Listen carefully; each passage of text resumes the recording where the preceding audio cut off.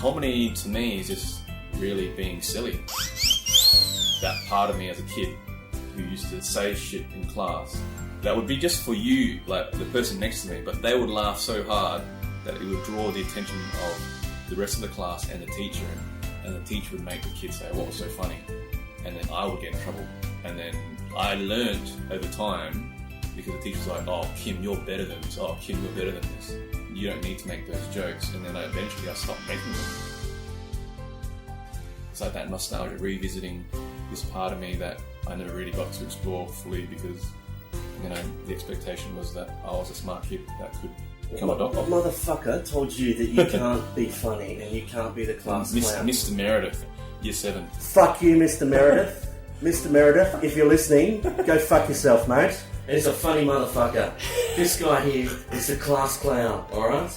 How dare you? Fuck you. Yeah, I remember that day because we were outside doing some PE stuff. It was in year 7. And Mr. Meredith goes, alright guys, you can go grab a drink before we start the PE lesson or at the end of the PE session. I was like, to this kid, I don't know why I said, oh, does piss count? And then that kid just fucking cacked himself. Yeah. And he couldn't stop laughing. I was like, fuck, stop laughing. It's not meant to be funny for everyone. It's just funny because it was in the moment.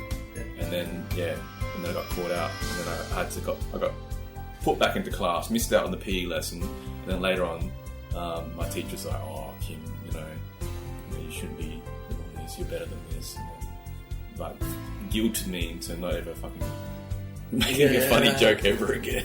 Yeah, but that's true. You are better than comedy. You aren't who you are on stage. Comedy is not your identity. No. You know that. Yeah. So it doesn't matter if you're a psychiatrist or a comedian. Yeah. It's not who you are. Yeah. So fuck them. Yeah. Just do what makes you happy, mate. Yeah.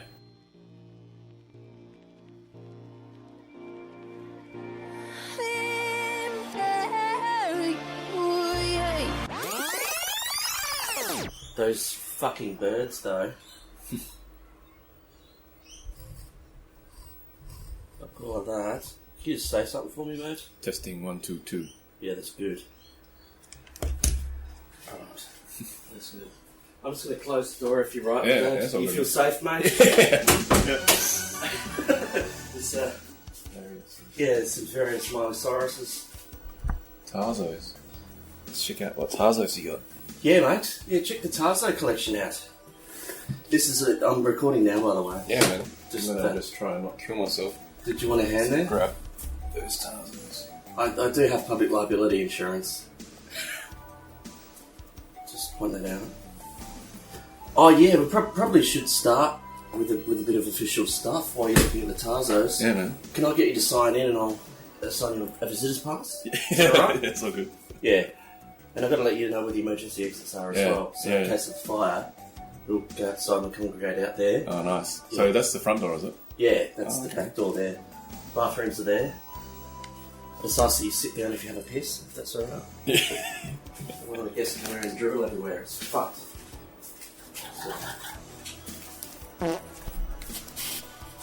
Get the whole set, mate. Yeah, I got the whole set. It was funny, I got the last 5 on eBay. Really? And it kind of took away the whole joy of it. I remember back in the day that the excitement and the buzz you'd get when you get your packet of chips and you open up the foil and... So that's the whole completion aspect to it. So kids on Fortnite. Yeah. So you know how Fortnite is so big, right? Yeah. It's like $300 million a month. And they get kids to sign up to their season pass, which is... It's called a battle pass. Yeah. So that's like... 15 Australian dollars it's converted into you got the Simpson ones now. Yeah. Into virtual bucks, right? Right. And it gives you a task over 10 weeks. And if you complete the list of tasks, then they give you virtual rewards like skins and things like that. Yeah. And Fortnite tell you that it'll take you about 100 hours to 150 hours on average to complete all the tasks. Right. So what I end up doing when I work with kids is I explain to them that you are essentially working for $1.50, $2 an hour, running around doing all these tasks, and kids are very happy with that. They don't understand this concept of they're actually paying to work in a video game as a target for some other person. Can you just buy the skins and stuff and then pretend that you've done all the hard yards? Is that what they do? Well, you can, just buy it yourself straight up. Yeah. But obviously, not every kid can afford that. So, one kid that I work with in particular, he's a kid on the autism spectrum, and his dad was just unhappy with how much time he was spending. They were getting into fights. Yeah. And we managed to get this kid off of Fortnite for a good month. Like, cold turkey. And he comes back to me for a follow-up session, and he tells me that he's sad that he can't collect these umbrellas. So in the game there are these different coloured umbrellas, so kind of like Tarzo's. Yeah. He's like, I've collected them ever since the beginning. Alright, and kind of like how you hold on to this, like, somehow you're attached to this. Like, I'm attached to like my basketball cards and stuff. Yeah, yeah. And other collections. And we have to have this sort of sense of completion, but obviously when you completed it, it's kind of like, where to now? Like, I don't know if you saw, I posted up a video about emceeing a Chinese New Year dinner in DMW. Yep, I did. I said, just like what you did, in case of emergency, run out, stand next to the Volvo, because we all know Volvos are the safest cars. Yeah, nice. And just shit like that. And it's funny because there was a legit billionaire there. Like a Chinese, I don't know how she got her money, but she's like, billionaire. There's all these other fucking filthy rich doctors, right? And they were raising money for a good cause and stuff. But I could just tell that some of these guys were just bidding on these collections of wine, like fucking rare wine. Yeah. Not because they, out of the goodness of their heart, or they were like, they wanted to complete their collection, but they were like, oh, I've got a bigger collection than him. And he just wanted to prove to the next guy that they had a better collection. It was fucking so sad. One of my favourite shows was Silicon Valley, the HBO one. Right. Yeah, you're the second person. I'm going to watch that now, because you're the second person in 2 days who's told me about this. Okay, yeah. The games that they play, there's these tech billionaires just spending millions of dollars just to piss off their competitors. Yeah. What different types of games? I grew up with the old school platformer, but people were telling me there's sandbox style, there's on tracks, there's open world, like all the categories. Most of them, yeah. Most of them? Yeah. But the main popular ones at the moment are massively multiplayer games. Yeah. Like Fortnite, which is first person shooter. Okay. But instead of you versus, me and you, we play GoldenEye, it's just me and you. Yeah, that's it. Or three other cunts, right? Yeah. This is like you versus 99 people. So it's only since the technology has gotten so advanced that you can handle so many people at once. Yeah. It's just so much more exciting. So it's like that randomness of the game. Like you have a fighting chance of winning. So kids who are, addicted to Fortnite were telling me they're not that good at the game. Right. But they would have different strategies. So they would hang around this part of the map because they know that not many people are around there. And then all the hardcore guys would kill each other. And because of the storm, there's this thing called the storm, which makes you come together in the middle. Yeah. In the end, it's you versus maybe 15 other people, so you have a fighting chance of getting the top 5, and that was good enough for them. Because so they've got like gaming parents saying, don't go the other side of the river, that's where the riffraff is, you stick with us. Exactly, yeah. So the game designers, they know that, and they specifically design these spots with different amount of rewards to cater for the different types of players, so that everyone has a fighting chance. So they designed it to draw them in. Yeah, they designed it, for any casual player to play. Right. Yeah. Is there any stage you wanted to get more involved in that, or was it? No, not really. There's a thing called the churn. Yeah. So the churn is how quickly someone leaves the game once they enter. So I played at my cousin's house for like 15 minutes, but then we had to go somewhere, and then I never got to play it again. It was just too difficult for me to enjoy playing the game. Yeah. But it's kind of like, so my last proper game that I played was Pokemon Go. That game I played for the first good week in Adelaide when it first got released. I got into it, was doing all these YouTube videos on it, and I quit for whatever reason, I can't remember. But then, for some reason, one person mentioned to me about the game hooked me back in straight away. I was like, alright, I've got to test this out. And it was the whole battle gym territory thing. Yeah. And then I just became this fucking linchpin king. I would literally get 5 cars of people on my team in Adelaide and organise, this is like very early days, organise a whole group of us to go up into the Adelaide Hills and just wipe out the whole, like, it's like the whole ego thing, to just piss off the other team. Because everyone was on the same Facebook group. And literally within 10 minutes, people from the other teams were like, oh, these guys are obviously cheating. They're using some kind of hack, but they didn't when we started posting up pictures of ourselves in the group and having fun. And then, it was just like turf war, and it was just ego.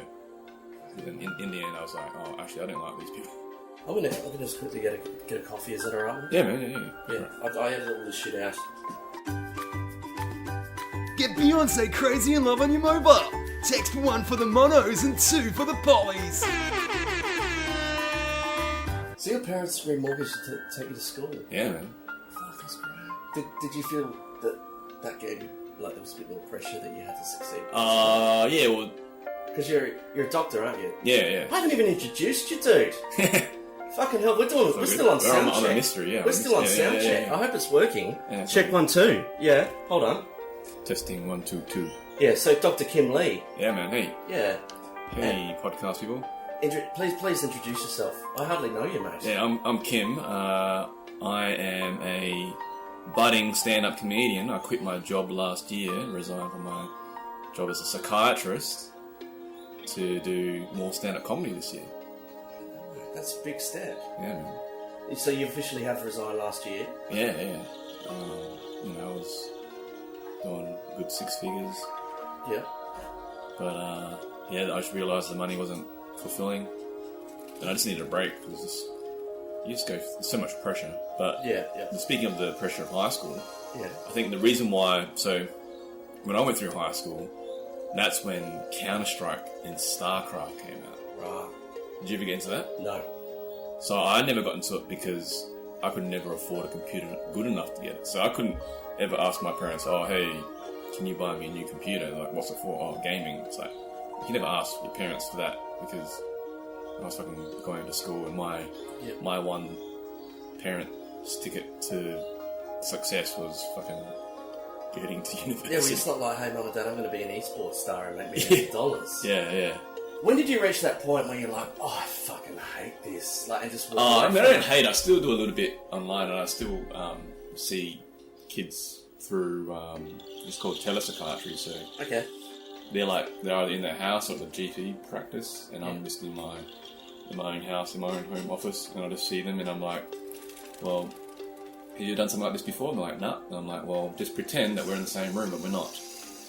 And then the other day, a young person was like, I'm just so anxious, I didn't even want to come to this session. I said, well, mate, just think of it like Uber Eats. Yeah. Pretty much, you can hang up whenever you want. So if it gets too much, just hang up. Yeah, just pop a blanket on. And they actually laugh, because I can see them laughing on the screen.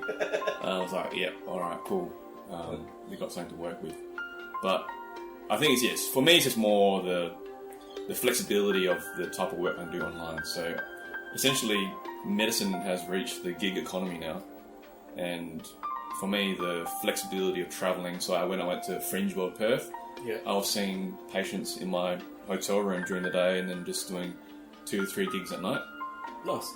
And a lot of specialists, when they reach, I've been pretty much studying my whole life, right?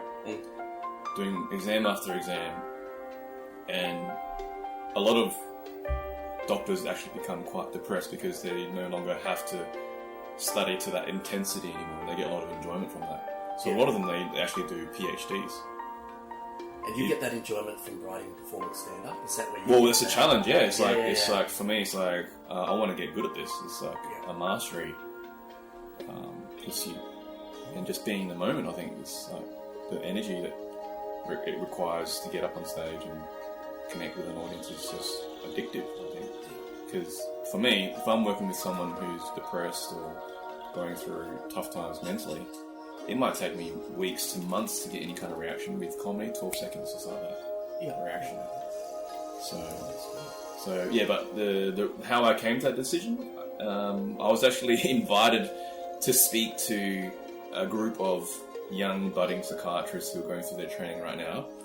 They booked out a resort in the Barossa, invited all these speakers. I was one of them, and I was telling them how I survived my training and how grueling it was, and how I actually go through a pattern of every 3 years I get really burnt out from whatever I'm doing, whether it's exams or a particular job. How do you deal with that?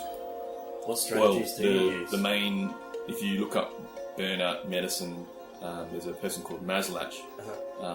It's like Maslow, but not. But this is the He's the person hierarchy of needs guy. Yeah. So Maslach came up with the burnout score, and essentially their answer is balance. So you just got to go traveling. You got to leave whatever system you're in and just get your head out of that workplace. And for me, I was like, oh shit, I've actually been working for SA Health for the past 3 years since I came back to Adelaide.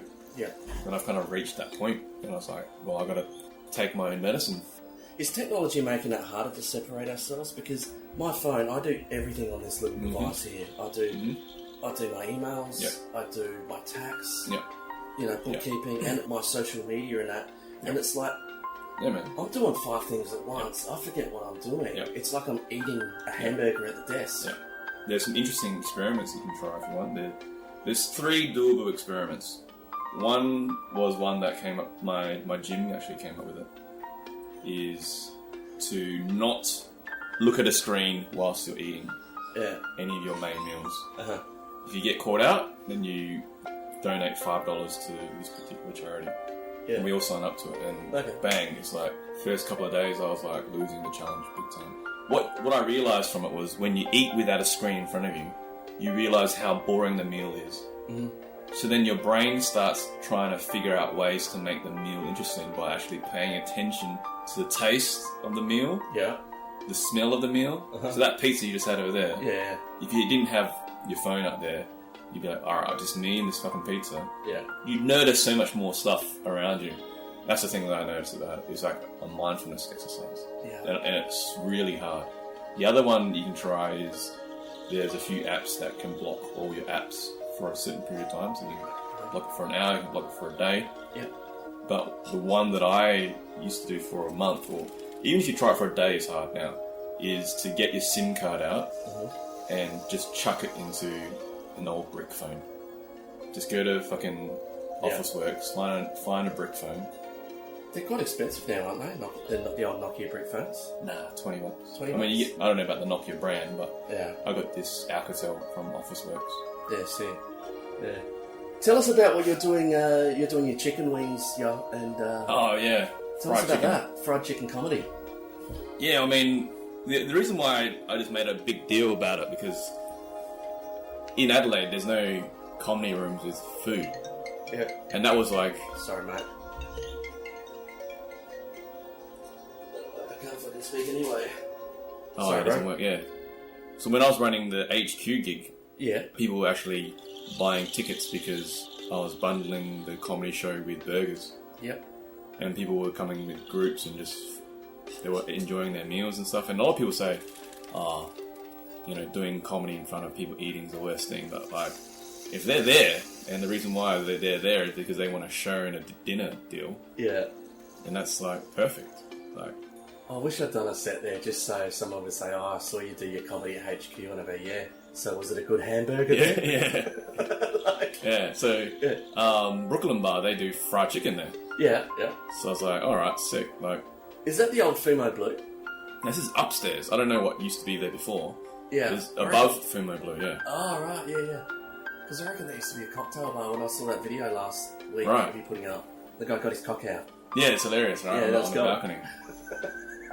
Because actually, the funniest thing is I saw the puppetry of the penis at Fat Cave the week before in Perth. Oh, right. Is it still going around? That's still going around, man. They're crazy, man. Did you know I got asked to audition for puppetry of the penis? Oh, really? Well, not even Apparently, audition. Mickey D used to do it. Oh, did he? Yeah, he pulled out his cock and did a cheeseburger on stage. Oh, wow. It was hilarious. It was so good. And he did a watch as well. He did a wristwatch. He can actually do it? He can do it. Fuck. I would have done it, but my cock's probably not stretching enough. Well, that's what I said. I said, I don't have the credentials, mate.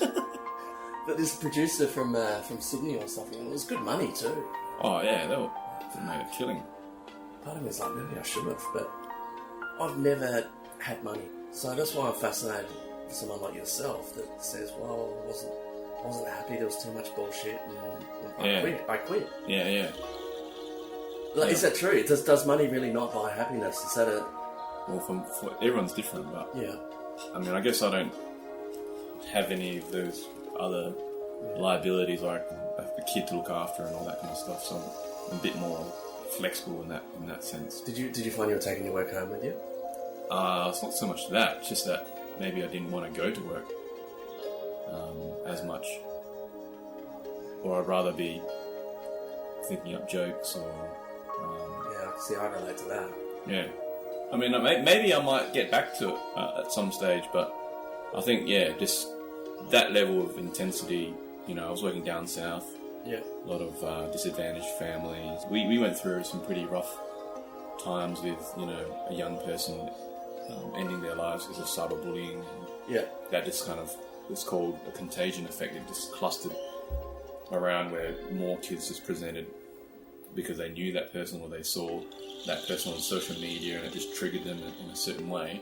Okay. And I saw it firsthand, and because you're sort of the tertiary end of the line help, you're not allowed to say no. Like you have to see them because there's no one else really. And they pay you well for it. Like there's so many little perks. Like every year I'd get like $20,000 to spend on conferences and technology. If I want to buy a new laptop or a new phone, I just have to give them receipts and they pay for it. Yeah. But in the end, I was like, I don't really need this stuff. It's like, there's another part of me, and I speak to so many comics who feel like they never really took that leap, and they sort of really, you can sense that feeling of regret. But for me, I think for me, the comedy is like an adventure, really. It's like an adventure of just exploration, and you can't really do that with my job. You can't really take those creative risks with someone else's mental health, Because of your background or the work that you're still doing, are there things that you're not allowed to talk about on stage? Not allowed to explore? I don't think there isn't anything you're not allowed to explore, but you got to make it funny. Okay. So, as a psychiatrist, not really.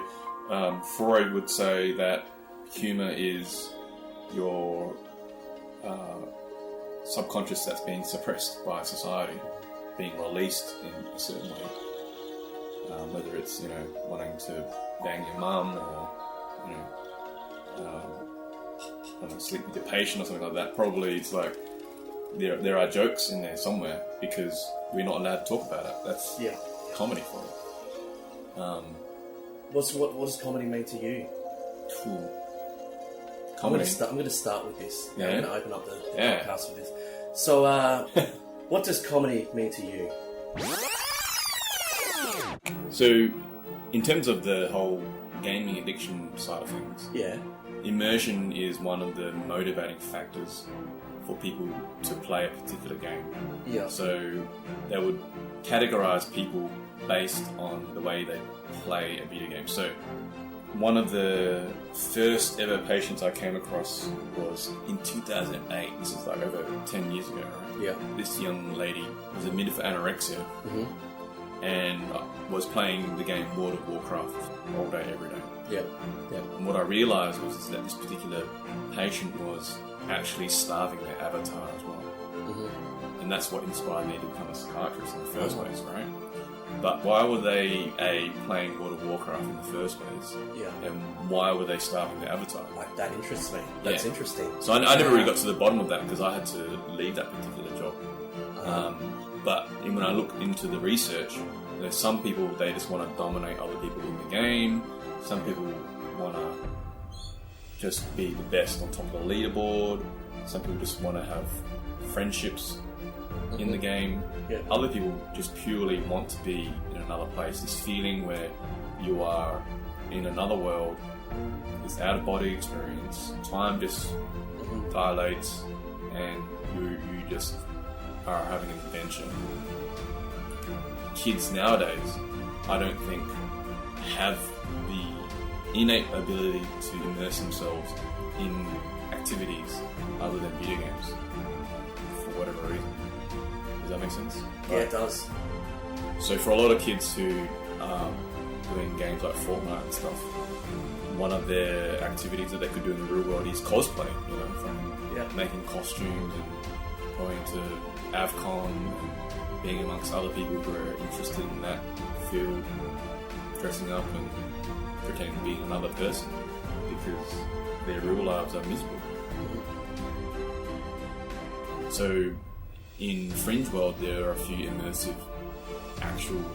Yeah, there's a whole interactive section now, isn't there? Yeah, there's called Flight and Seance. Now Flight I think was probably the better one. Yeah. Seance was a bit...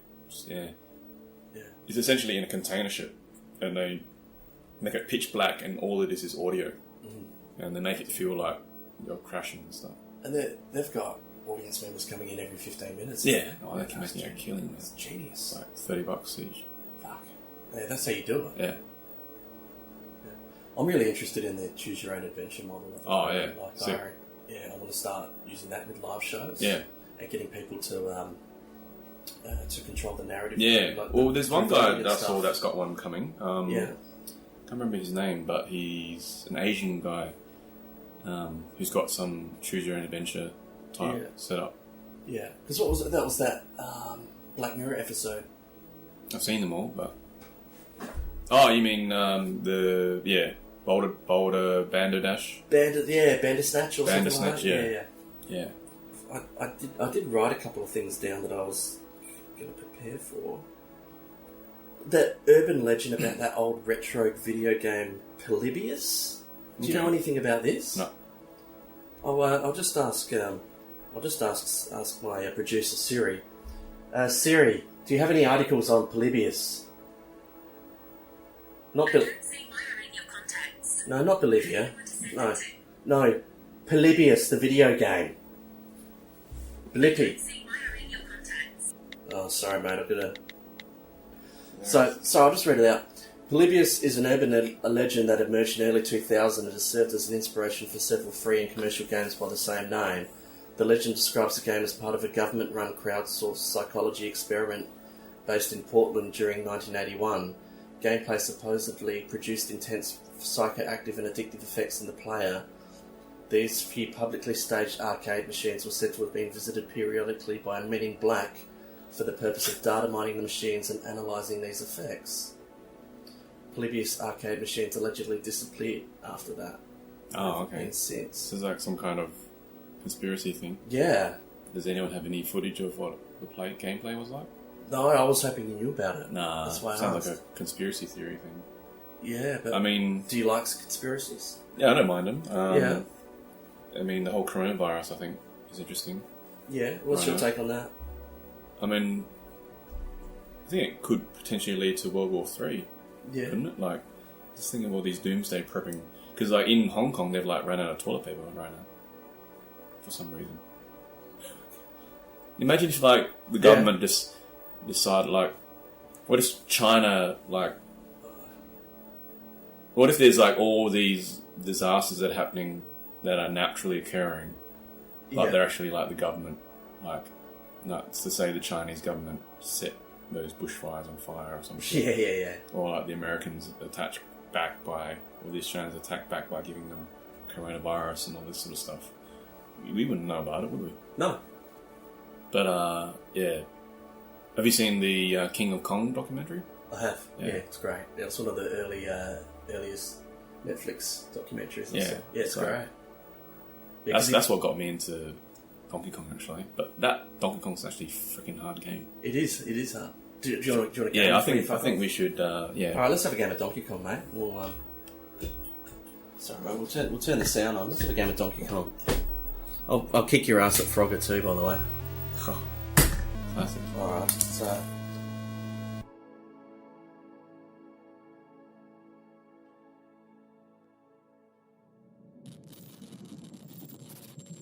Psychiatry Consultant is produced by Ryan Barry and distributed by the Ozcast Network.